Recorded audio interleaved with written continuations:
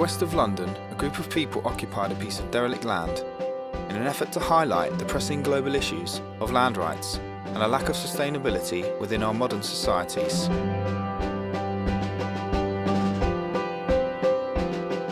This film is about my experience of living in the community at Kew Bridge Eco Village and how it became a springboard for activism, which culminated in the Democracy Village on Parliament Square.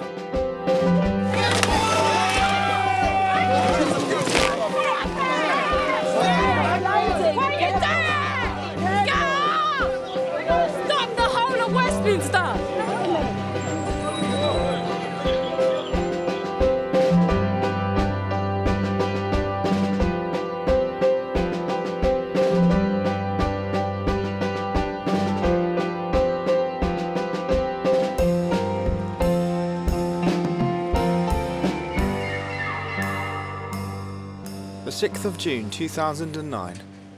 Our story begins in an empty field in West London. Welcome to the new Eco Village site. There's a section 6 on the door, so it's legally squatted. The whole desire is to create an eco village community here in the heart of this urban environment, so that we can try and promote and project a new way of living. The first meeting was interrupted by the arrival of the police, and everybody rushed to the front gate. There'll be no amplified music and no vehicles. We got people giving out leaflets to the community to tell them we can. Can we get a leaflet? Eco Village leaflet. As this was a civil matter between the occupiers and the owners of the land, the police eventually left.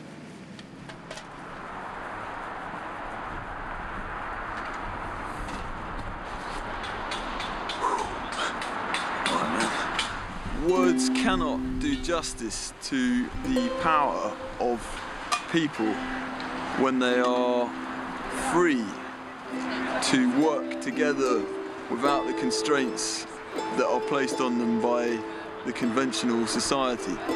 We need to make people understand that the true issue in this world that is truly preventing our evolution is not the fact that we don't want to live ecologically, it's the fact that we don't have the freedom to do that. When the creative energy flows, there's nothing that is beyond possibility.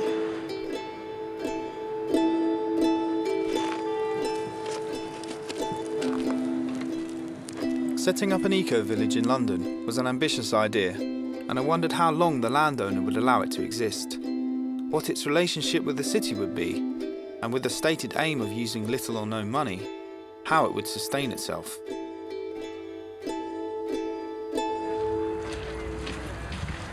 We'll see how the olive oil works out, because literally we just squeezed some olives and we just got some, mixed it with water and just poured it in, mixed it with a bit of lemon. We're just going to put a bit of salt in it, and then that's going to really bring out the flavour. Where did all the ingredients come from? From the bins! Leftovers of the capitalist society.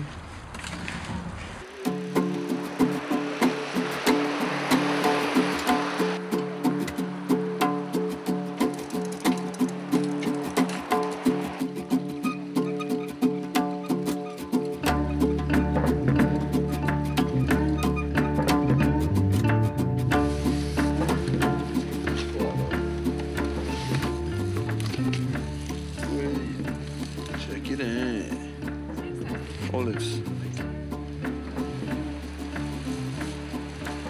Good? This process of skipping would happen every night, and at its peak the village would feed up to 30 people a day, almost entirely on food taken from supermarket bins.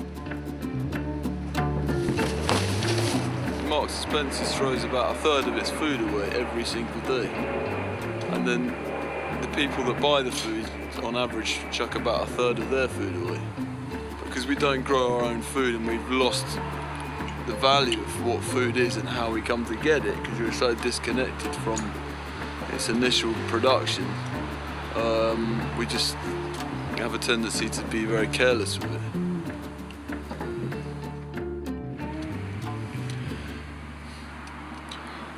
moved into the eco camp basically because I think that in order to make a documentary about it, it's important to actually live here and understand what daily life is like.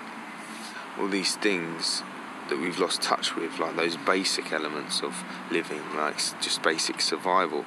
Yeah, and so I'm trying to document that and also trying to contribute to the community at the same time. What's been the situation with water recently? Okay, we've been really lucky because just up the road there's a jet garage and they're letting us just like fill up every day.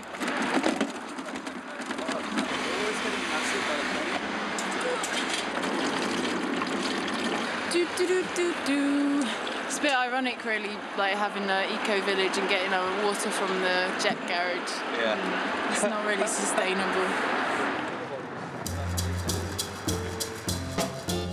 People say it's an escape coming to a place like this, when actually what you're doing is facing the issues head-on, taking action to live differently and to benefit the whole community surrounding us, teach people new things, plant seeds, even in the minds of the developers. Like, okay, you want to develop this place, but there is another way to develop a bit of land, changing the way that we look at things and our relationship with the land. We're going just down the river to collect some river water so we can water the plants and boil water for showers and stuff. It's just around there, so it's really easy. No one makes you do anything here, so you've really got to do it yourself. It's not like being at school or university where you've got deadlines and you've got to do this essay by then and it makes you do it. It's like there's this one road that everyone seems to be pushed towards to go to uni, get a job, but that's just one pathway. And there's this thing called life, and there's so many different ways of doing it.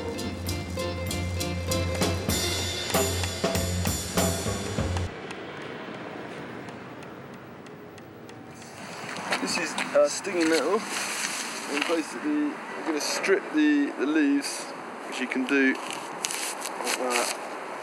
The fibre in these stems we can use for making rope that is very decent, strong rope. The root of the nettle plant is a yellow dye. It's also a cure or a treatment for prostate cancer. There's this old saying, grasp the nettle by the sting, and why that is that when you grab a nettle firmly you don't get stung, because the needles on the nettle are very small. They're like tiny hypodermic syringes, and when you grab it strongly you crush them. When you brush past them they have a chance to sting you.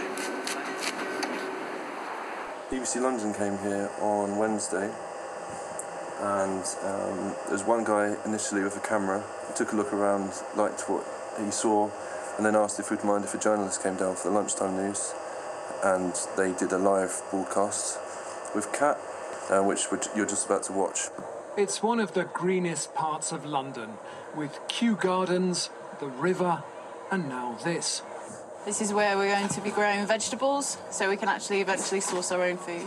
It's a site owned by developers, occupied at the weekend. The developers say they've applied for planning permission to build 150 homes and business space, and they're now considering what action to take.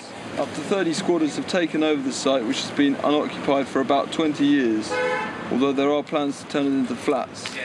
To be honest with you, it doesn't mean a lot to me, this media coverage. I'm much more concerned about what the people on the other side of the road think than what the Times has said. Tim Moore, I live over there in the background, about 100 yards away, something like that, yeah. Well, I'm just really pleased that it's been put to use. It's been sitting here for at least, I don't know, 10, 12 years, just growing weeds the size of trees, and, you know, what a shame. What a terrible waste of space. My name's Laurie, and I've lived in Brentford now for 12 years. Just lived down on the council estate down there, and we were instrumental in getting petitions to stop them from building the high-rise on this land. We live over there. We've been objecting to them building here for years. Now they want to put like 15 stories, cutting out the river and the view. They're just going to do it anyway. If you weren't here, then these flats would be put up, definitely. They'd be higher than they said, like they did in Brentford. And it's wrong. We don't want this place here.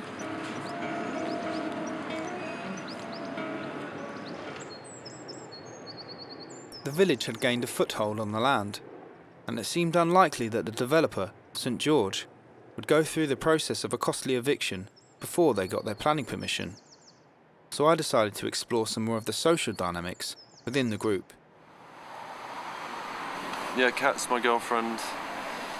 Before we came here, we were together for about a year and 3 or 4 months. But coming here was quite hard at first. Because it's communal living in every single respect. You lose the opportunity to have private conversations, and you're just occupied with other people, and that was quite testing at first, but everything's pretty good. Yeah, it's like a movie, in fact. I feel my life is like a movie, and one day I joke that someone will make Kat and Gareth the movie, because everything we're going through, we're sharing, and it's just really interesting. And I want as many people, especially couples, to experience this as well.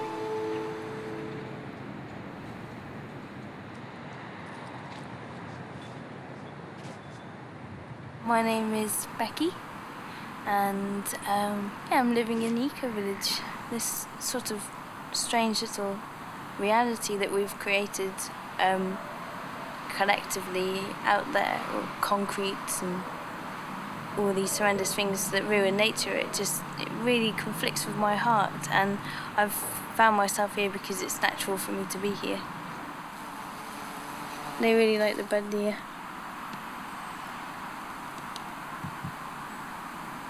That's amazing.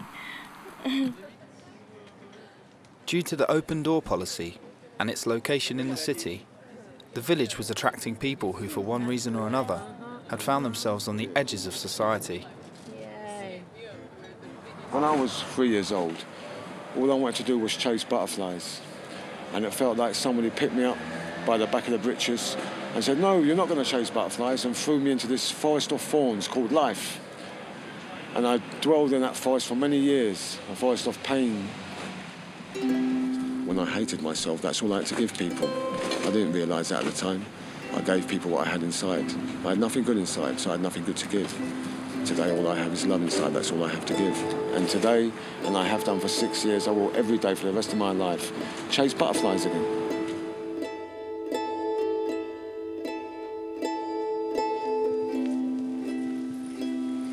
We should basically look out for any species of plant which you can see that you don't recognise, and then we'll try and establish what it is in the book, and then see if it's edible. Whilst we're at the Eco Village, I think we should dedicate a good percentage of our time towards learning about nature and how to live in nature, because that basically gives you the power to live freely. It's autonomy. My whole lifetime I've been mostly separated from nature in terms of my learning. I've been learning about lots of other things that don't relate to nature.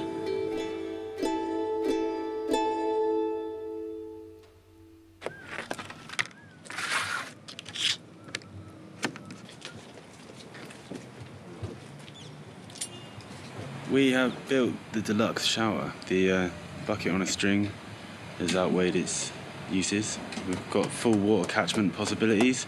We need to build some stairs going up so you can easily fill the hopper with beautiful steaming hot water. The water will come out of an actual shower head.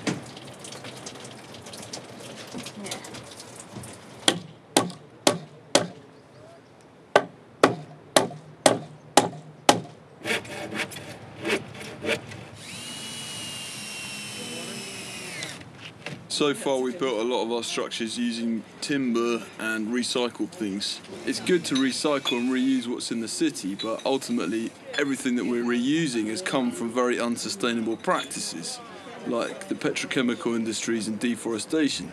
So we need to start looking at things that we can live off in the future. Coppice hazel or coppice willow doesn't involve chopping down whole trees. What we're suggesting is to make benders out of them.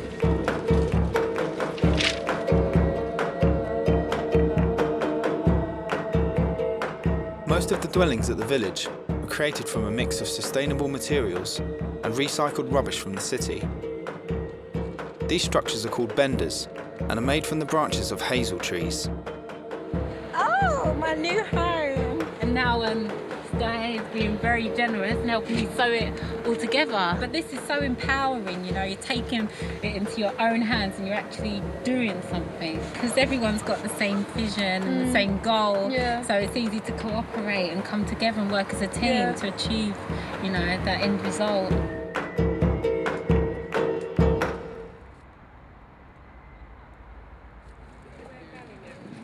The community was morphing from an eco-village into a sort of social centre, and it was housing increasing numbers of people who simply had nowhere else to go. I came here 3 weeks ago because I'd lost my job and I had nowhere to live. I had no money, and I was living in a bivouac on the river. In a sleeping bag. I was very miserable, and I found the camp here, the eco-village, and came in to have a chat to the guys here, and I was very impressed with what they were doing here. And a guy named Simon, he said, why don't you just stay here for a while and you know, feel at home and feel the power of the earth and energy that working together with people can create. You have to just walk down the street outside here, outside the village, and you'll see lots of people living on the street. Some are in a very bad way. Perhaps having had good jobs and just found themselves in a position with no family to go to look after them or to stay with, and finding it very difficult to get by. Ooh.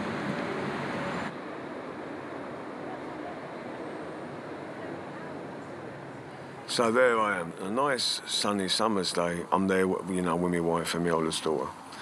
And I hadn't been out for a drink for a long time, you know, and I thought, it'd be nice going to town today with a few beers, you know. I says, can you get us £30 out of the bank? And she says, no. I said, what do you mean, no? She says, all you want to do is go out and piss it up. So what I did, I just picked up the video, yeah, and sold it to my next door neighbour for £30. And then I goes into town. Has a wonderful time. And, like, I comes back, you know, it's dark, evening time it's dark. And, like, I've gone in, and straight away, I noticed that every single electrical item is gone.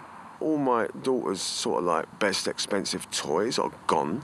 Like, I'm going to sell my daughter's toys. You know what I mean? So, with that, I mean, I've been out drinking, you know, I just fucking lost it. I went to my shed, I got my axe, right? And I came in, and I demolished the fucking living room. Demolished it, fucking ripped it out, man, gutted it.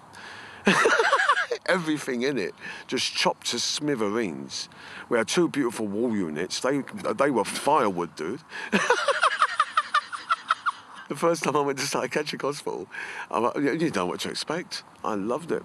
I mean, you got patients who have been in hospital for fucking God knows how long, they don't know how long, and I got just shitloads of money, DLA, that's just accumulating and nowhere to spend it. And they're depressed. I said, come out with me, dude. Let's go to the pub. You know what I mean? And I was like Jack Nicholson in One Flew Over the Cuckoo's Nest, that'd take them all out. Hospital? A hotel, dude.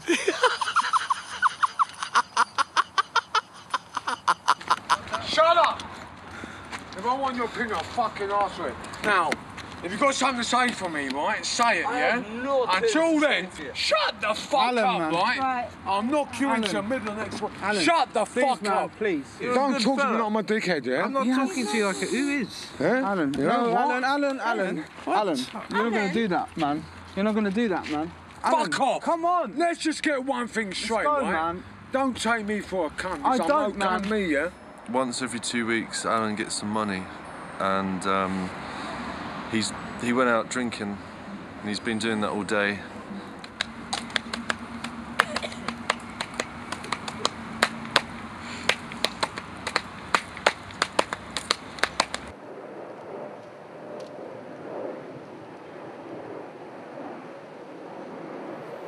I find myself questioning, like, what am I doing and why am I here? Is this insane? I've just moved into an eco-village. I've been turning down all my other work, I've given up my flat. literally just live here. The other had mad, insane toothache. And I had, can you see that? I had 2 teeth out. I had 2 teeth out the other day, look at that. Amazing what happens when you let things go. How are you feeling this morning, Nia? I'm feeling very rejuvenated, refreshed, ready for anything. I'm so like in a positive frame of mind right now. Yeah? What happened with your bender? Yeah, it burnt down on Friday. I left the candle on and I went to the shops and I forgot about it. And it was just like black smoke, like I couldn't breathe, and then it just went boom, set up straight up in flames. Could you maybe lay it out in terms of where we're at with the drink and all that? Some people drink excessively and then they're not able to control their behaviour. And then there's more people that are attracted to this site. They think it's like where they can just drink or do drugs and stuff, and nothing gets like, no one says anything about it. So they come as well, and then it's just like, you know, a bit out of control after a while. So, and that can affect the whole like dynamics and the whole atmosphere as well, and it just brings the whole mood down. Spirit of Gaia, Isis and the Egyptian, or Virgin Mary and the Catholic Church, same goddess, different names. Then David Shaler arrived. David is a former MI5 officer turned whistleblower who gained a mini-celebrity status in the 1990s when he was jailed for passing secret information to a national newspaper about an MI6 plot to assassinate Colonel Gaddafi in Libya. I went through a conventional spiritual awakening, and I went through another one after that in 2007, basically. Mine was 04, and it came in 2 parts. The first part, there I was in prison. I woke up one morning and I loved everybody. I mean, everybody. I'm in prison. I never felt freer in my life. I was just totally free, and I've been happy ever since. And then the second part was like the job I was given to do, and it scared me to death. And it felt like I was being solely asked to save the world, and I was not up for it. No, not me, leave me alone. And the spirit guides were on my case. They would not let up for 4 days. Same thing. At the end of 4 days, I found myself accepting with a glad heart, and I've been doing it ever since, man. No, I had the same thing. Is when God comes to you to start with, you think this can't be right. This cannot be right. I was questioning my sanity and everything. No, you do. You start to think, what the fuck is going on? But then you get to a point where it you just know. You know exactly what you've got to do, and that to me is the best part of it. Because once you know in your life what the mission is, you're clear. You understand it. You understand how you fit into everything and what you've got to do. So maybe we could just talk a bit about your how you're feeling about the arrival of David Shaler.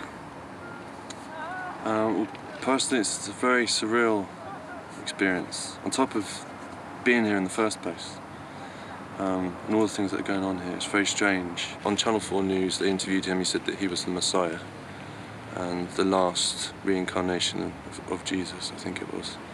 And he's quite well known. He's quite a celebrity. I think he has the celebrity standing to possibly get into something like Celebrity Big Brother. And now he's come out as a transsexual called Dolores Kane as well. So it's what's next? Can you tell me about the dream that you had last night?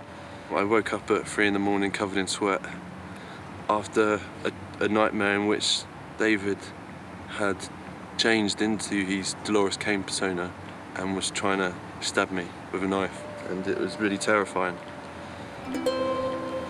I've pissed off a lot of people, MI5, MI6, the CIA, the FBI, Mossad, the Zionist New World Order, all those kind of things. So you kind of take your pick who's actually going to try and kill me out of those people, but nevertheless I can assure you I've been in 4 serious car accidents which I walked out of without a scratch. I've been subjected to meningitis, pneumonia, food poisonings, all sorts of things basically, and I've lived through it. I know I'm Jesus Christ.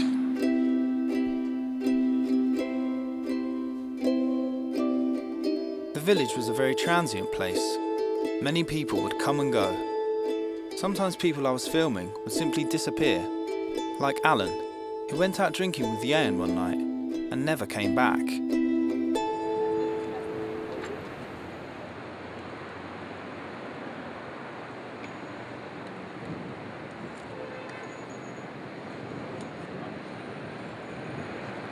My heart is broken.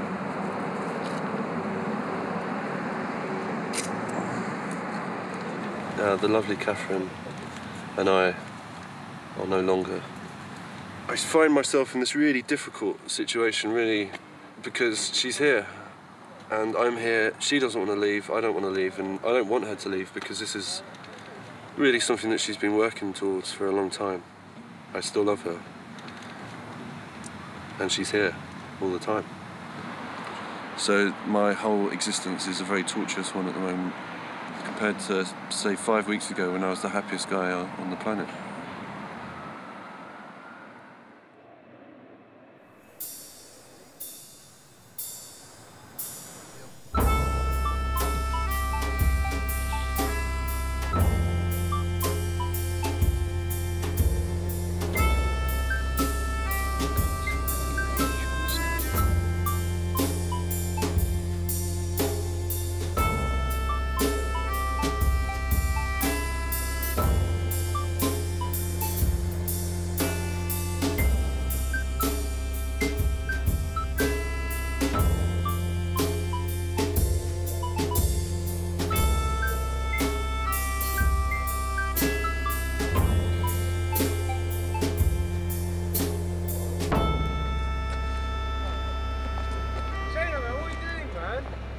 You know, it may ruin your credibility by dressing up like a woman and then saying you're Jesus. The Messiah will be a transvestite. It's the biggest joke in history.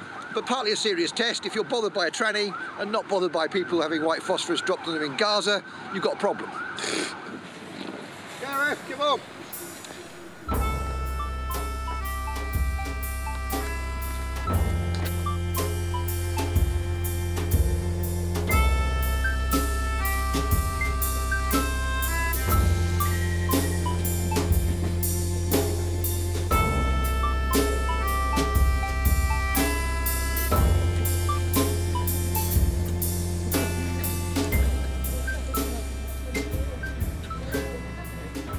Here's the thing. Shayla, he's a clever guy. He has all these intellectual points. He's obviously become a bit messed up, maybe due to spending time in Belmarsh, due to the Official Secrets Act violation. I don't know. But he can't be expected to be taken seriously if he dressed up like a transvestite, says he's Jesus. Understand? It doesn't really make sense. I mean, I don't want to say it's deliberate or anything, but whenever he goes to a project, the media kind of see it as his project, and then because of all the crazy stuff he's done and is doing, it kind of sheds a bad light on the project that he's come to. So even on this eco-village, we are perhaps running a risk of this becoming Shayla's Dolores Messiah project. We are all his disciples, or I don't know, and it could really backfire. Perhaps I was a bit guilty of this myself. Focusing my lens on the more eccentric aspects of village life was sometimes irresistible, and I decided that I should focus a bit more on the rest of the community.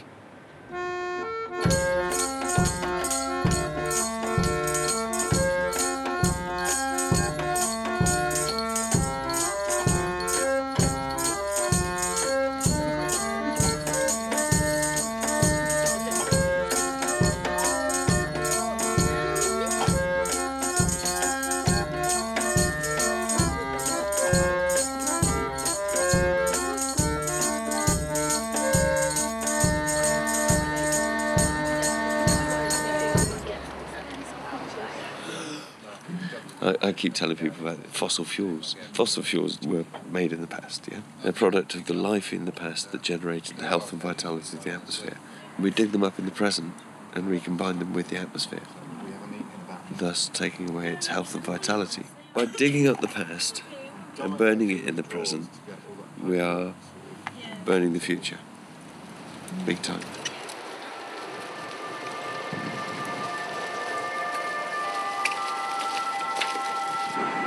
When I first retired, I didn't know whether I was going to retire full-time or just retire a bit. And I thought if I could find an ethical job, then I could do a job and support myself that way. And I became more and more aware of the fact that there isn't such a thing as an ethical job. Everything that we do is at the cost of our natural environment. And as such, we're destroying our own future for a short-term financial profit. And this makes me incredibly uncomfortable, so I chose not to do it. For a long time, I haven't done anything that's viable, anything that supports life. But a couple of years ago, I got involved in a sandwich round, which is going around to food shops that at the end of the day would throw away their sandwiches if there wasn't somebody reputable to collect them. So for me to be able to do something that stops that life from being thrown away and get it to people that appreciate it, that need it, is actually the closest I've ever found to an ethical job, although it's not a job. I do it for fun.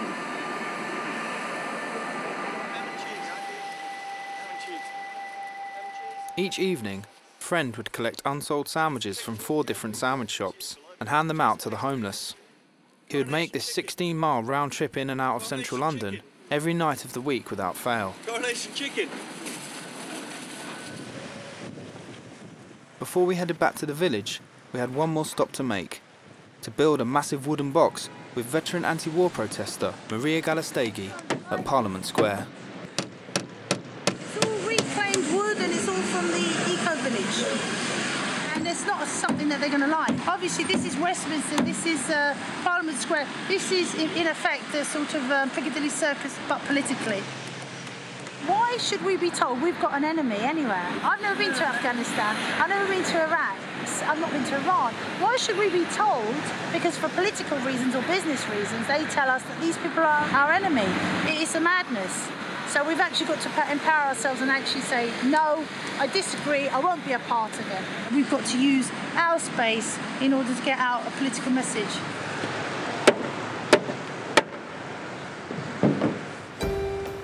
It was becoming clear that the wars in Iraq and Afghanistan had been a catalyst for many of the people who had ended up at the eco-village. And Maria and Parliament Square would later become much more important to the story. But for now, it was time to cycle back to Kew. So it's 11 days until the planning meeting. I think if we set an absolute deadline for production of leaflets. Yeah, that's a sensible idea. This is very interesting. The proposed development would rise from 2 stories near the river front up to 7, 8 and 9 stories in part at Kew Bridge Road front.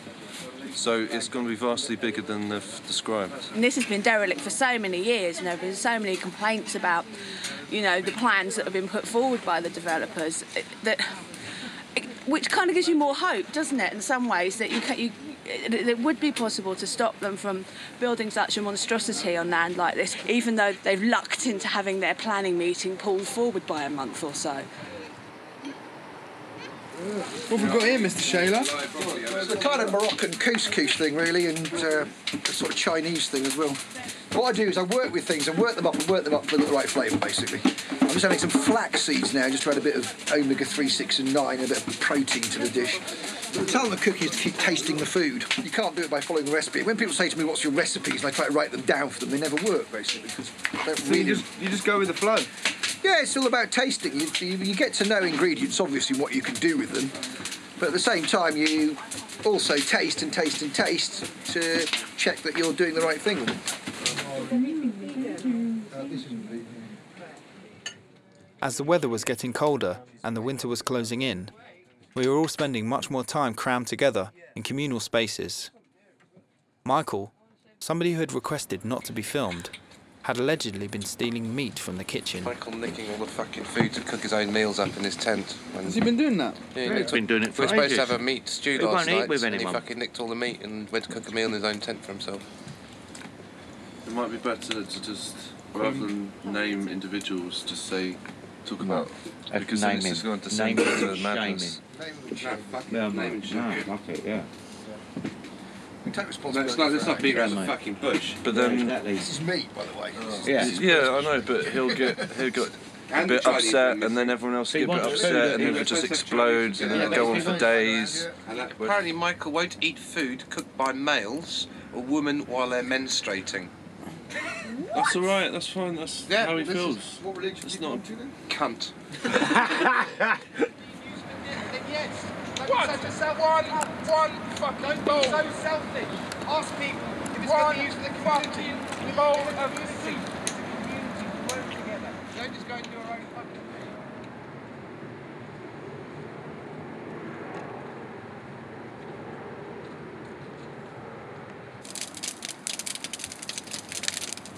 I think if everybody sticks together and makes it work, it will work. If people don't stick together and work together, it's not going to work.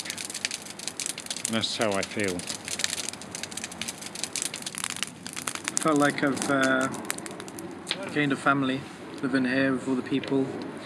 We've spent so much time together, spent so many experiences together, built a whole community together, and we've been brought together out of a joint need for a better world, joint intention to do the right thing.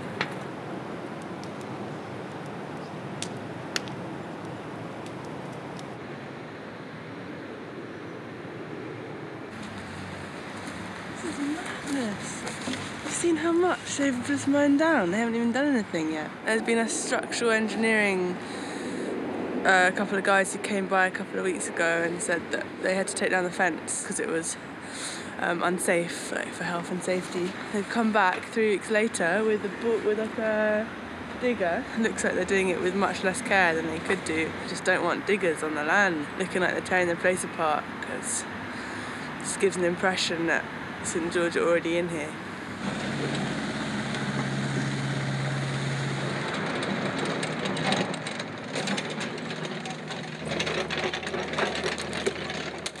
After a long and tense discussion with St George, we finally allowed them to continue their work on the fence. And to be honest, it felt like an invasion into what I now considered my home.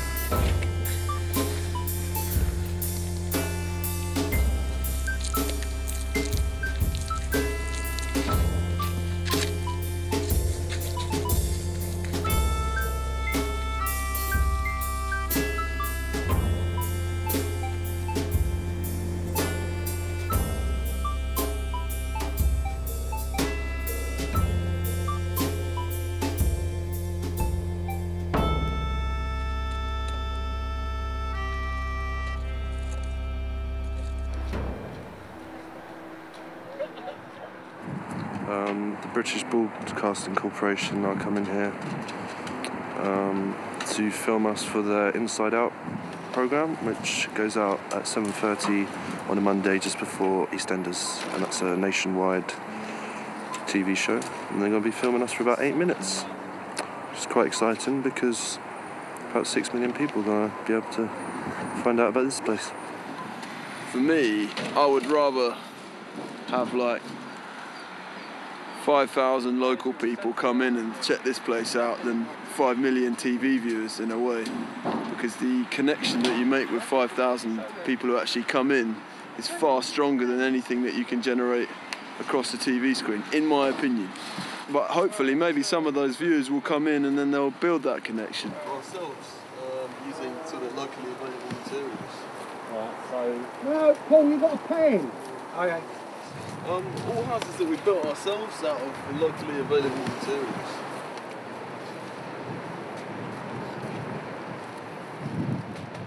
Hello? Hold on, stop there. Just a couple of minutes before, they said they didn't want us talking about the war, because it would take their segment off in a different direction that they weren't comfortable with. So what do they want their section to be about? They want wholly about sustainability.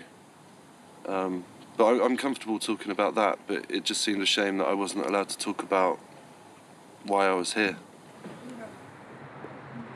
It was Christmas morning, and the first thing I did was go to see how Jesus was feeling on his birthday.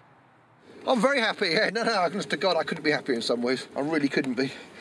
I mean, you know, next year I do keep pointing out to the Zionists, I don't think they quite understood this year that it's not me running out of time, it's them running out of time. Yeah, it's all going my way at the moment. All I've got to do is stay in the position I am. Everything's going wrong for them. I don't think they think it like that. They think I've got to lead a mission and got to lead humanity in 2012 and so on, but that's not the mission at all. Happy Christmas, Larry! Hey, Merry Christmas, Shane. Oh, Merry Christmas. Been living here for a long time now. I wasn't sure when I first walked through the gate if we'd be here for 6 months. It's quite interesting to be here on Christmas Day rather than with my family. It's a good day to just sort of sit and hang out with people.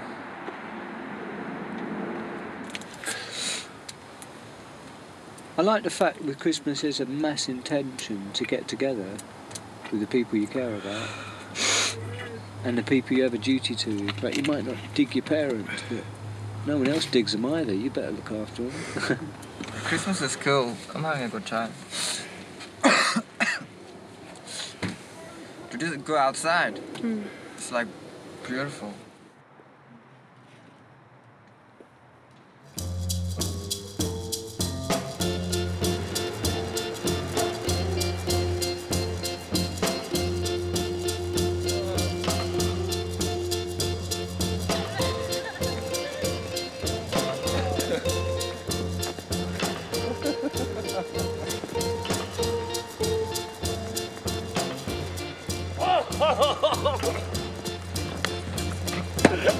It's only snow.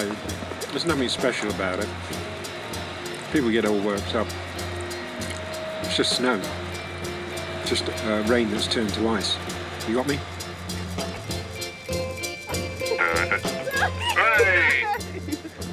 My name is Choco. Poco Loco.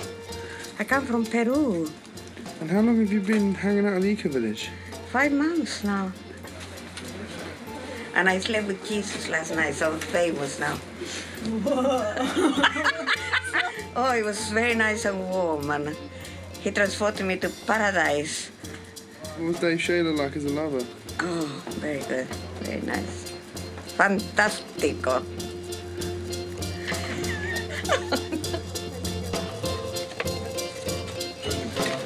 Eco-warriors brave Big Freeze as Q-Site Village continues. It was a sunny summer's day when a group of 30 eco-warriors set up camp on the disused field next to Kew Bridge. 6 months later, the residents of the impromptu sustainable community are still living on the former Scottish Widows site in Kew Bridge Road, Brentford. Despite the looming threat of a 9-storey block of flats being built there by developer and site owner St George, the sub-zero temperatures brought by the Big Freeze, one of the lengthiest cold spells to hit the capital in more than a decade, have also failed to deter the eco-villages from leaving their wooden structures, herb gardens and compost toilet and shower.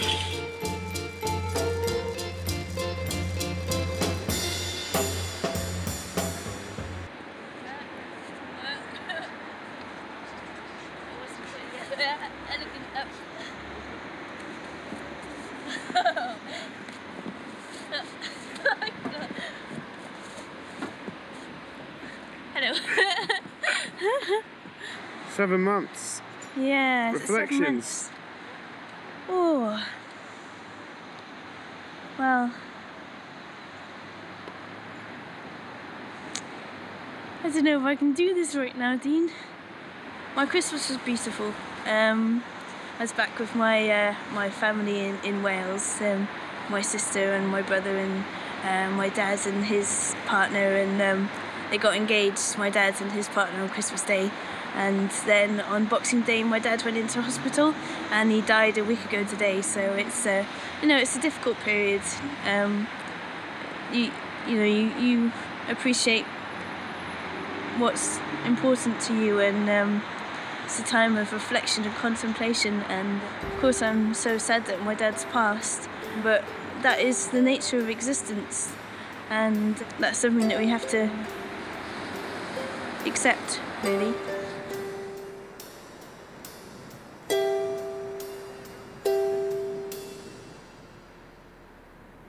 It was Valentine's Day, and the winter was turning to spring. For over 10,000 years, human beings have been saving and storing seeds, some of which they eat and some of which they sow to create their next crop.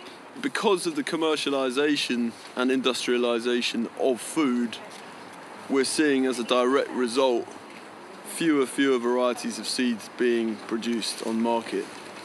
And so the purpose of the Seedy Sunday is for people to bring in seed varieties which you might not be able to buy in the shops, which they're growing on their allotments, and they can swap those varieties and we can keep those varieties in circulation.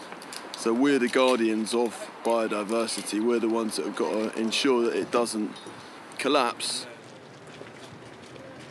But this is actually really good soil. There's worms in there, it's living, it's rich, it's loamy, it's not very clayey.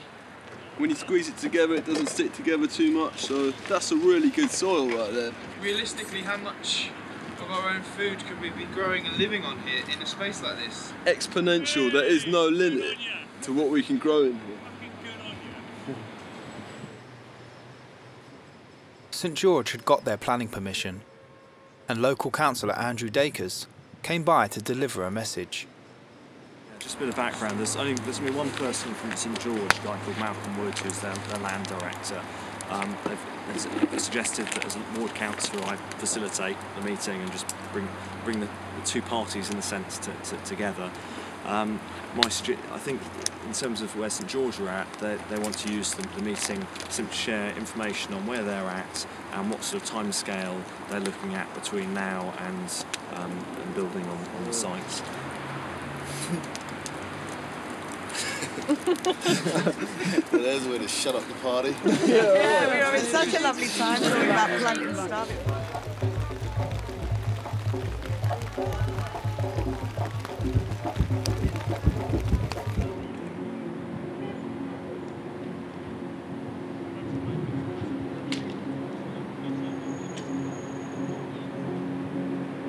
Basically, the long and short of it is that the people at St George feel that they have to go down the legal avenue, court proceedings, because they can't be entirely sure that we will all leave voluntarily. And the time frame for that was basically May. Can I just make it clear for myself? So it's clear in my head. What I've just heard out there is we've got 6 weeks. Is that what they said? We've got 6 weeks to move out. Yeah. Right, but if people think like I do, I'm going to stay here as long as I can. How long is the court proceedings going to take? They're starting next week. So would we be forcibly evicted? Yes. Take us to court on the Tuesday, we could be out on Thursday. Yeah, 6 lands, 2 days, 3 So days. you get bailiffs coming in and forcibly evicting people. I reckon we can probably resist them if we have enough people. I think that's the thing, getting enough people here on the day when they come to kick us out. I reckon we've got a good chance, personally. 30 of us, 200 of them. Well, how are they going to know how many to send if they don't know how many of us there are? Yeah. There's 30 of us who live here, but there's 200 people who like this place, at least.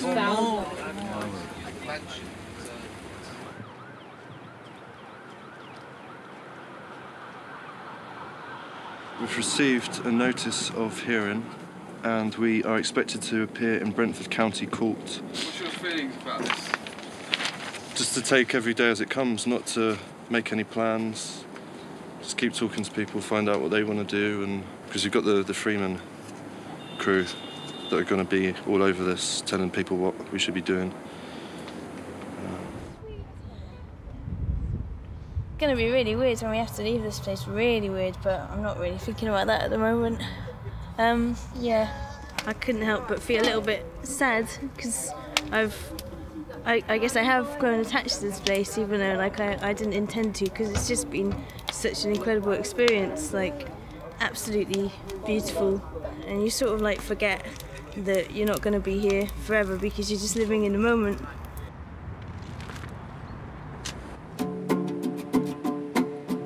As if by magic, the summer had come back around again, and the seeds this community had planted were in full bloom. With the threat of eviction looming over it, Kew Bridge was at the forefront of a mini resurgence in land rights activism, with eco-villages popping up all over the place.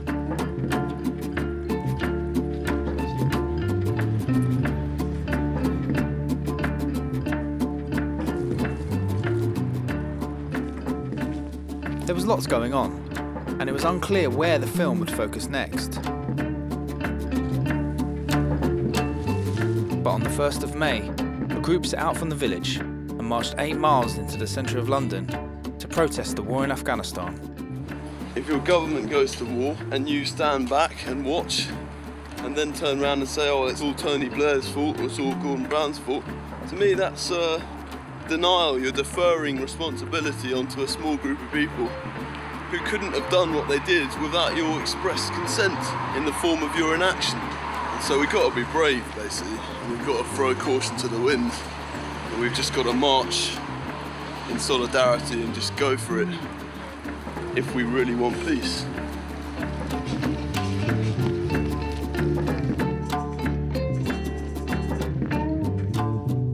After May Day, a few people set up tents, and Maria organised a democracy village, which is now, there's still people going there now, and more tents are turning up. Simon and Anita have been there since we left. They've built like a kitchen there, and Simon's just come back and he's like, that's his main thing at the moment. He's now going to be in Parliament Square. He's saying he wants to stay there until the troops are pulled out of Afghanistan. Oh, hello. We've had enough. The peace movement, what is it? Where is it going? You know, what are we achieving? If we build this camp up, we need to build it up to a bursting point where it bursts out over the square and the people are here, and we want a message to go out right around the world that the British people, we don't support the war, we don't want our troops there, we don't want people being killed. The Democracy Village had set up camp during a general election, and on the 12th of May 2010, the Conservatives and the Liberal Democrats joined to form a coalition government. Neither party had in its election manifesto any plans to withdraw British troops from Afghanistan. ITN are about to do a live feed. Why are none of the major parties talking about pulling out of Afghanistan, even though the British people want out of Afghanistan? New MPs with very broad prints. People of this country want peace. They don't want war. 13 years. They want an end to war. Sniffing the air, scenting that power. Now, having said that, they do know that this is going to be a very difficult thing to get to work, this coalition. They know that many of us are not natural allies of the Liberal Democrats. It is a strange marriage. I sense tonight there is a real determination to make that marriage work. Right outside Downing Street there's a tree, basically, quite a nice big tree, and it's very easy to climb as far as I can see. Ladder against the tree, 2 people in the tree, drop the banners. Even Mr Cameron himself will be aware that day 1 of his administration there are people asking for the boys to be brought back.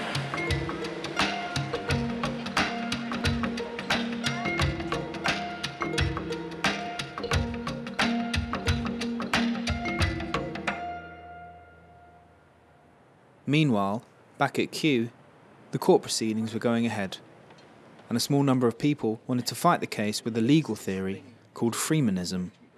They believed that the law was an illusion, and it didn't really exist, and that they alone could prevent the eviction. I, Dominic, as commonly called of the Lohan family, will say as follows.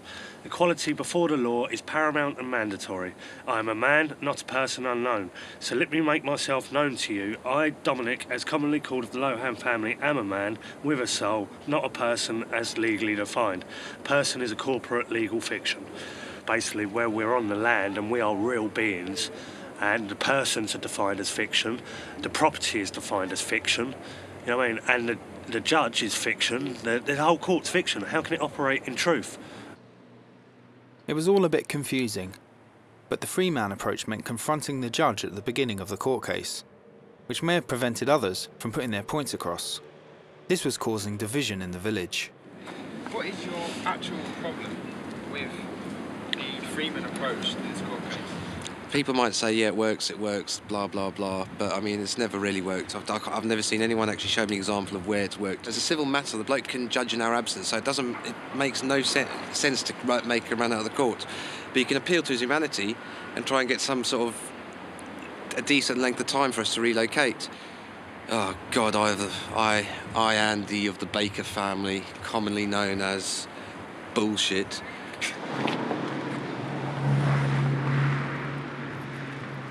They've got to have it in black and white, otherwise they won't listen to you. Yes, they will. That's how the system works. No, Well, they'll listen to you, they- but they'll totally ignore you. Well, it's got to be filed. Yeah, well. So we're going to have a little meeting somewhere. So, I don't think we need to. if you do speak and it's not filed, it's irrelevant. Obviously, you've got to have a group decision. I don't want to upset people. So I'll just sit back and watch things flow and say at the end, told you so, because it's already served. Yeah. This is not a criminal matter, this is a civil matter. If you know so much about the law, why do you not know this basic fact? Well, he's still got all his oath. The judge ruled in favour of St George and gave us a week to leave the site. It's been interesting to see since all the legal documents and court papers have arrived. The process does have a very big impact on the community and the psyche of it. I feel that with Freeman stuff, I've experienced people into Freeman stuff before. It seems to create a very evangelical viewpoint whereby it is, this is my belief and I want to convert everyone to this belief. And if you don't believe it, then you're committing some sort of thought crime. After the court case, the Freemen were telling anybody that would listen that myself, Andy and Gareth were working for the police.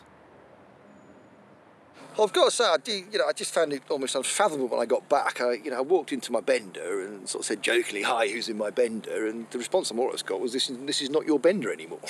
Who's that? This was Mirthful and Dom. Mirthful's been here for quite a while. Dom's a relatively recent arrival. They were then trying to tell me that you and Andy had deliberately lost the court case, that this was somehow evidence of the fact you were working for the other side, and that you, Dean, had actually done this, so you had a finale for your film about the eco-village. Now, I mean, I think I've ever heard anything quite so insane, basically, But they were seriously putting that forward to me, and I was saying, this is ridiculous, for God's sake, Andy, how are you feeling? Yeah, all right. A lot of people in the village coming up to me going, "What's this about Don Murphy saying you work for MI5?" But yeah, you don't really expect it from people you live with and just for disagreeing with their opinion. I mean, I disagree with Dave. I don't think he's Jesus, but we can still sit here and chat and get on with each other and be mates. This sort of paranoid thinking wasn't confined to the eco-village. This bitch here, the she-devil, she had us arrested on the 13th of January this year. The she-devil here. Long-time peace campaigner Brian Hoare and Barbara Tucker, Maria's neighbours in Parliament Square, have been accusing her of working for the police for over a year. How often does this kind of thing go on, Maria? This is regular, and accusations are made of me from that camp, which is totally unfounded.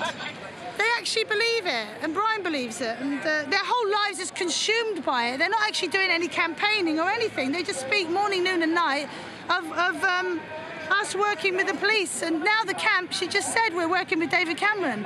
I mean, how crazy is that? I have been subject to an awful lot of abuse, which a lot of people haven't witnessed because obviously no one's been here. Do you have any links with Brian? No, we don't. No. They will definitely tell you they do not have anything to do with that. So So it's almost two separate factions then? Yes, Yeah. What we're doing here is an amazing thing, and we're actually under an umbrella of some kind of strange rainbow magic, because pretty much you're not allowed to do a lot of the things we're doing here, and we're just doing it.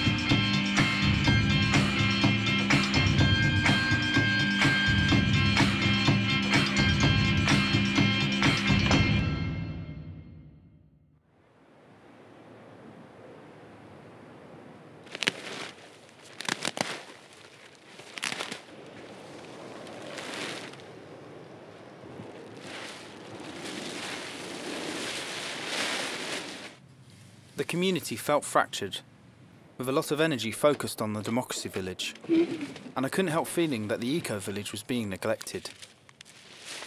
I was torn between two places that had been bound together by the people I'd been filming for the last 12 months.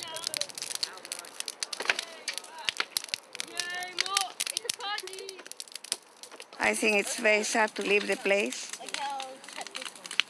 because it's a nice community here. Have to be optimistic, just love one another, try to understand people and accept them the way they are, and look forward to the future.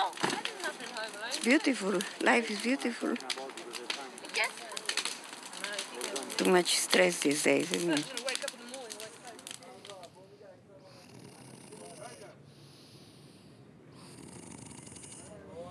The Peace Camp in Westminster was attracting increasing numbers of homeless people.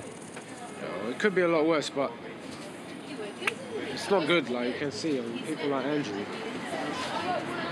I mean, maybe he's a great guy.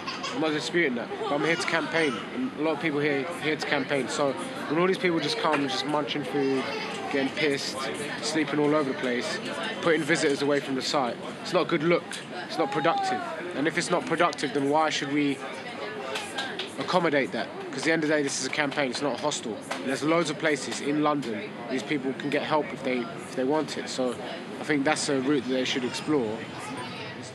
This is being more safer for me than being where we have been.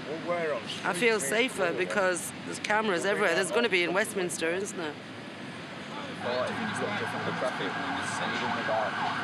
Absolutely disgusting. They throw you into a pack of wolves, into hostels, where there's lots of other drug addicts, drinkers and what have you not. And then they all fight with each other, basically, when you're on the streets, because you have to sleep with one eye open. It makes you more chilled out if you've had a drink in you. I could give it up right now, not a problem.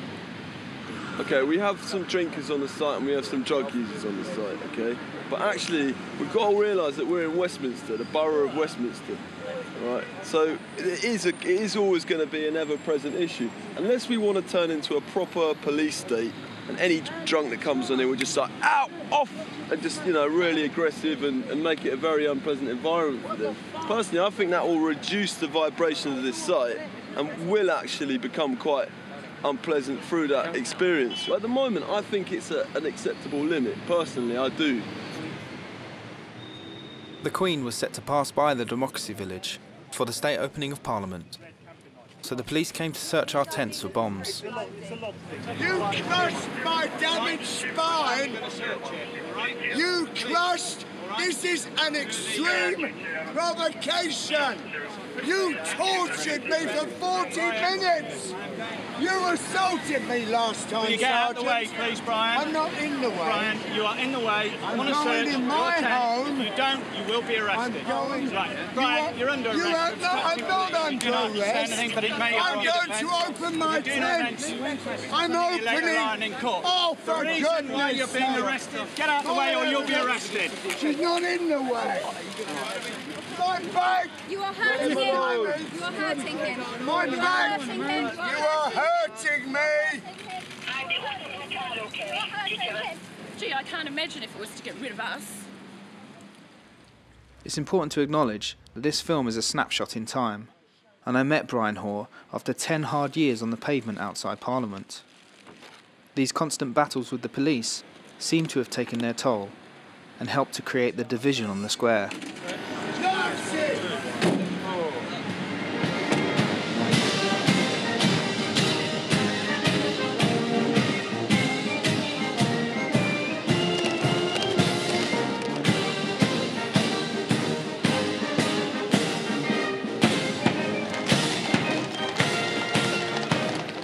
Royal eyesore. Protesters jeer Queen on way to Parliament.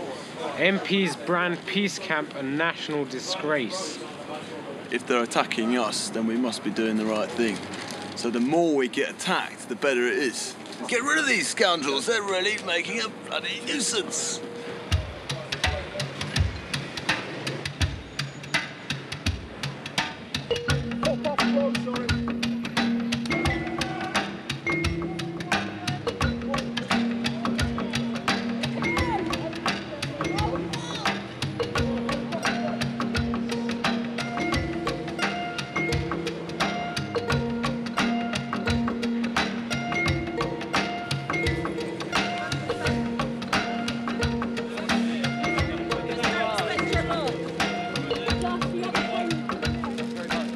During this action, Simon, Anita, Gareth and Luca were all arrested, which left just Jan and I to sprint back to Kew first thing in the morning. Yeah, they came in to evict us. Joseph has got on top of the platform and they've pulled his trousers down. They've pulled his trousers off him and they won't give him back. I'm willing to testify in court that they've raped him. They've pulled his trousers off him and have made him nude in public. These people have raped him, basically. Get his trousers back! You want to look after people? Then why are you allowing people to poison the air? I can't change that. Why not? Because I'm not in control of that part. Yes, you are. Every single person is. It's not his department. Yeah. It's all of our department life. It's not, oh yeah, I can put the blame on somebody, I can look the other way. I don't get paid for it. You're an active part in it. You don't get paid for it.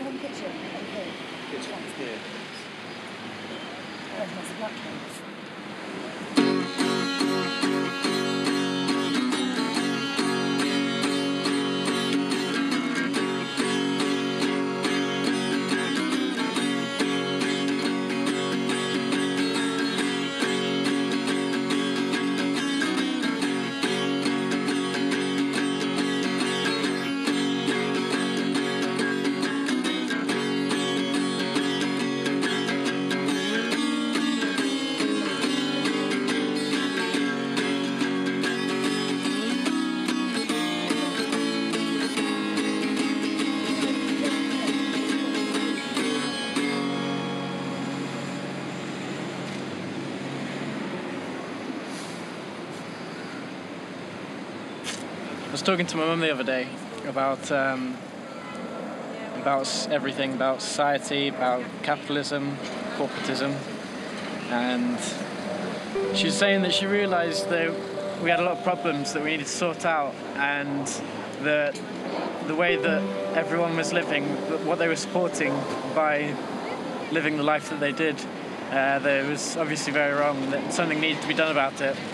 But at the same time, she felt like she couldn't do anything about it. She couldn't be the change that she wished she could see in the world. She didn't feel like she could enact any of that change on a larger scale for as many people as possible. And standing here watching this eco-village where we've all been living for so long get destroyed, being able to feel how she feels about it all, powerless in the face of all this destruction of the planet, of the people's spirits. Just watching it all get destroyed, every bit of creation, every bit of creativity still come crashing down just because we want it to be something different.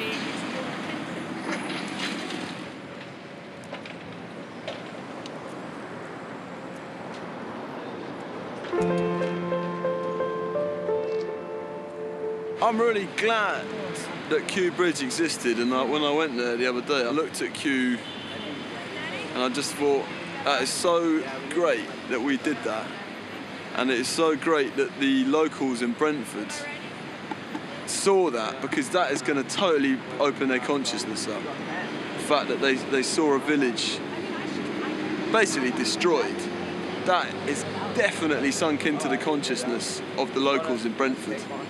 And I'm really glad about that as well, because it will force them, not force them, but it will encourage them to think a bit more about people's right to live, you know, people's right to live outside the system and how you get treated if you do live outside the framework. The Mayor of London, Boris Johnson, was taking the Democracy Village to the High Court to try and have us removed from the square. Very quick circle, we're going to visualise the court case being adjourned. and us being given more time to continue our peaceful discussion forum. We're going to do it very quickly and then we're on the move. Can't we just visualise us winning? Yes, visualise us winning. And peace. And peace. Visualise peace.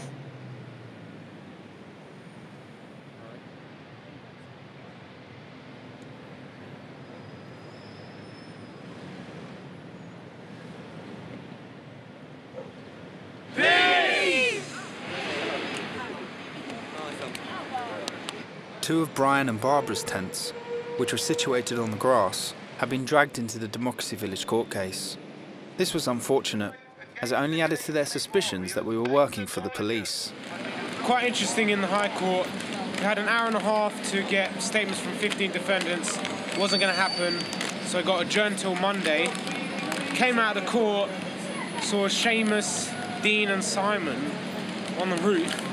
So, pretty productive day. I'll get the police over. I'm going to get them. Don't. And that will make me kill you. You'll be in a cell anyway. Can you just tell me what happened? She came at me. No, I didn't, brother. I'm clutching, now she's yeah? coming again. Our homeless population was growing by the day. Angel, a long-term heroin addict, was suffering from withdrawal symptoms. Yeah, but how much you had to drink? To what?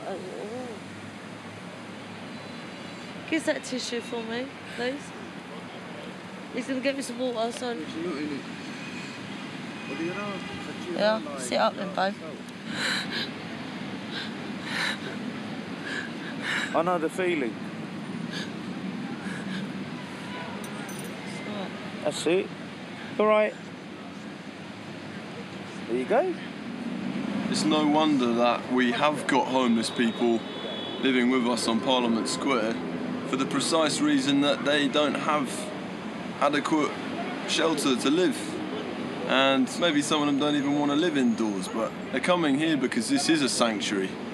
And that's natural, isn't it? For people wanting to live, just to live in a place in a community. People are seeking community. I haven't had drugs for 2 days.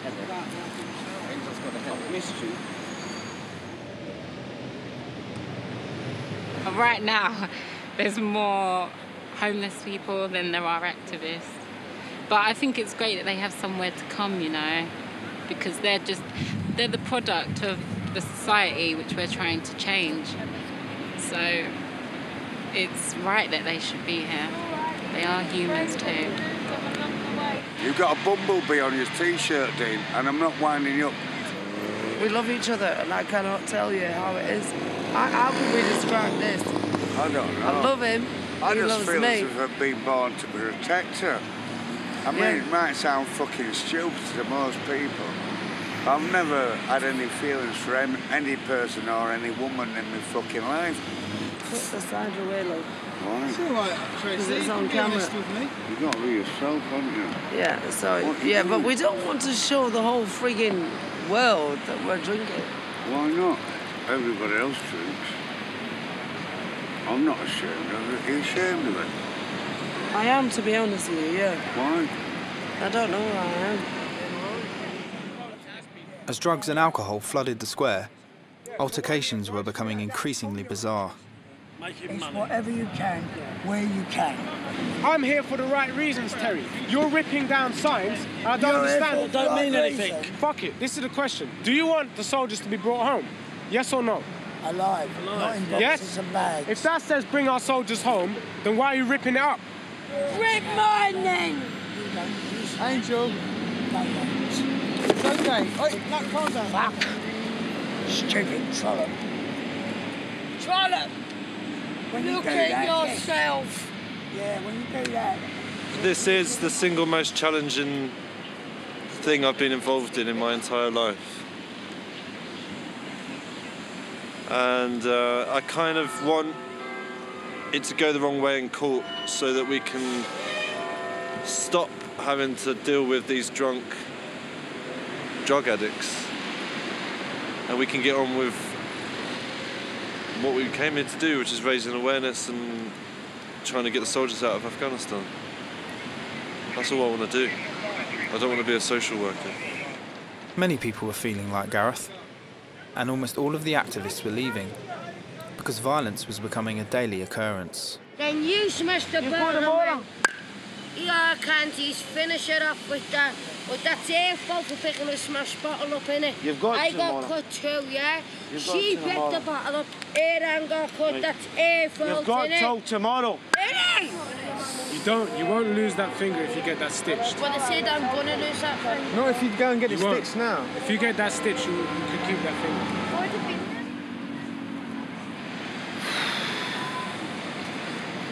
So I've just witnessed somebody being nearly stabbed with a broken bottle. As you saw, the girl's hand there got sliced. And you've got people here on the ground actually having to deal with serious threats of violence, and I think we need to really, truly we've got to shut this place down, basically. It's become horrible.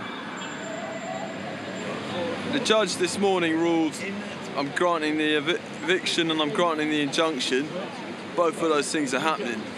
Right now you've got a bunch of very tired human beings who are drained, who've been coping with stress and anxiety, with aggression, constant and lack of sleep, who want to knock it on the head on the basis that right now it has been in a very fragile state and violence has been breaking out. The injunction's been served seemingly to the village, and they're saying about 4 o'clock today it'll be illegal to be camping on the square, you'll be breaking bylaws, but firemen's lawyers are still in an appeal at the moment, so it's 3:25. So, you know, anything could happen, but at the moment it seems unlikely the bailiffs are going to be here for 4 o'clock. This whole eviction thing has created unnecessary attention on this site. We're being put under the microscope. For all the troubles and the madness, this is very powerful, man. We're right next to Parliament. The whole world is seeing it in the form of actual people from all over the world who are coming to see the great British Empire, and what they're finding is that all is not well in the state of Denmark and that people are actually standing up and speaking out. And so, in a flick of a switch, you could have a huge demonstration turn up here.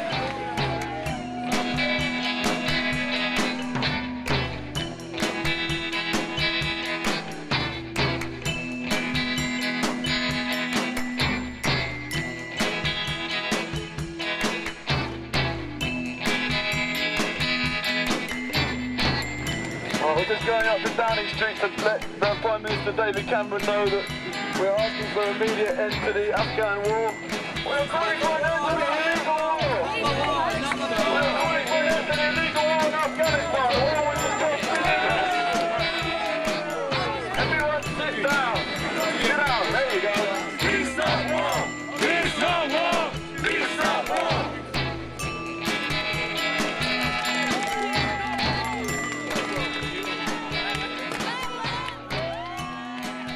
Been arrested quite a few times, you know, I don't mind. Because in history, that's what people have done in order to create change.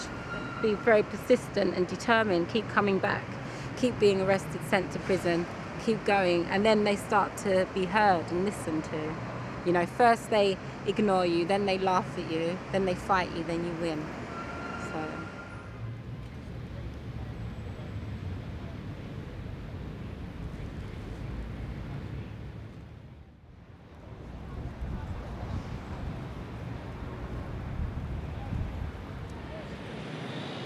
Hi, Trace. Oh, good morning, Dean. How do you feel this morning after hearing the news? That the appeal has been rejected. Terrible. But I think we should remain solid. Amen. Because everybody's been so friendly, very peaceful, very tidy. I'm very proud of everybody. There's been a couple of little divisions and a couple of few troublemakers like anywhere else. Have you made a lot of friends here? Oh, friends for life. I'm on film. Hello, I'm Angel again. This is gonna be emotional. I'm off the drugs for nearly 5 days. And I want to say thank you to the guys for me. I know I'm never going to see you again after this. all I can say is thank you.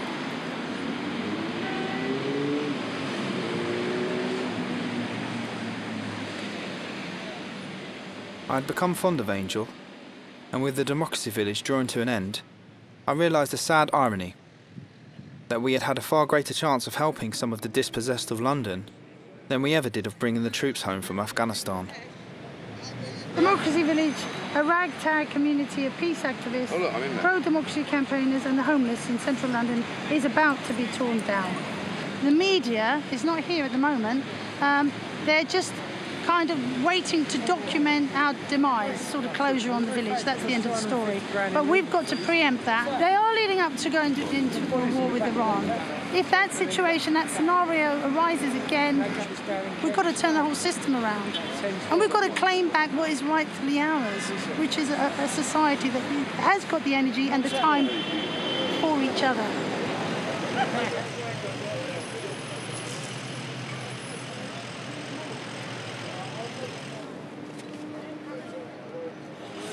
Has anyone had a knife? They say they've only come here because of a knife. Get the fuck! I don't want you to We do not want any aggression here.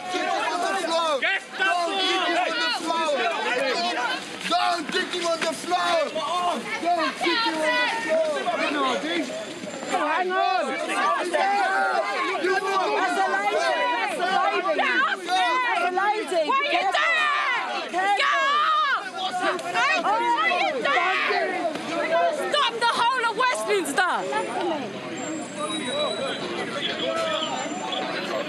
Peace in the name of Listen, I appreciate that, but can you just go over there? No, everybody needs to be aware of what's happening in this world. So many people haven't got homes. They're just going to be left in the street.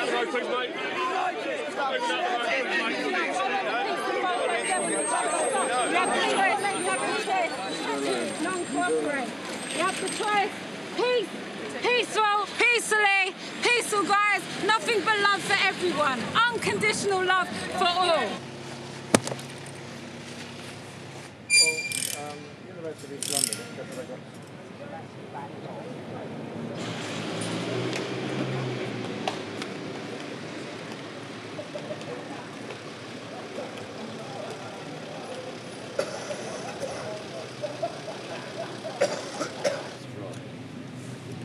Look at yourself walking on the stretch, and then something wrong. I might just want to walk down the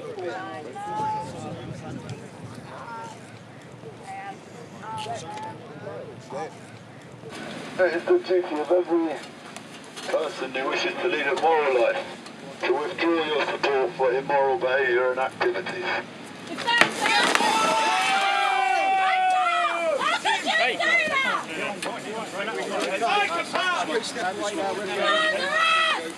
Gently, they shouldn't be on the pavement. We need them off the pavement. Off the pavement. Please. Off the pavement.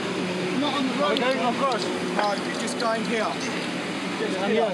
That's it. Gently. It's quite hairy. We saw suddenly you sort of like fell out of nowhere. Yeah. Sorry, mate. That's all right. Let me just trim that down a bit. Yes, half and half. Do you think that your message has been heard by the government? I think clearly it has, because at the moment what we see is the government resorting to the age-old use of force. What's happening in the Democracy Village is just a microcosm of the philosophy which the government uses to try and solve problems. And what we must do is go beyond force and develop new ways of effecting change.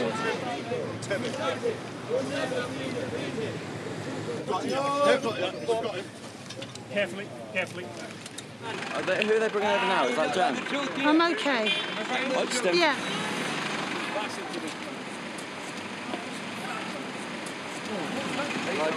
Camera roll, careful. No, Jen.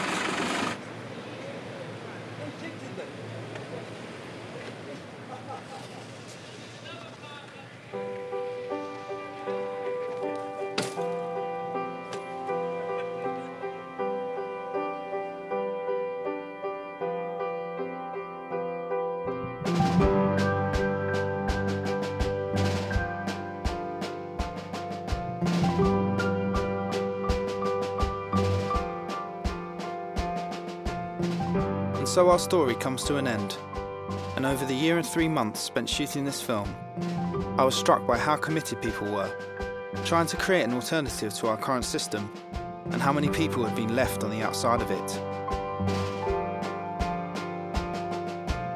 I felt like I'd become part of a minority group who could see an alternative way of life, but had absolutely no way of implementing it, without access to land or resources.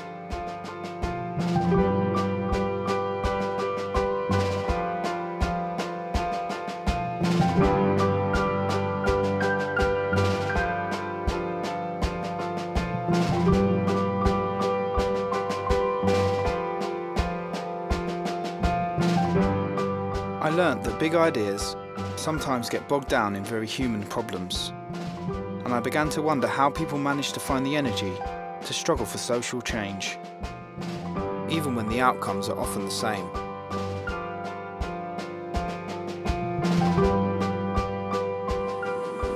You still have to try and do things, even if they're difficult. What we need is a change that will allow people to use disused land to live sustainably. Come on, you've got young people on the streets who are bored, unemployed, frustrated. Let's channel that energy into something really positive. Let's open a network of sustainable villages across the UK on bits of MOD land. You know, let's open up bits of the forest to forest gardening. And all right, you know, we might not even get anywhere with it, but it's still worth doing it, because what's the alternative? To do nothing?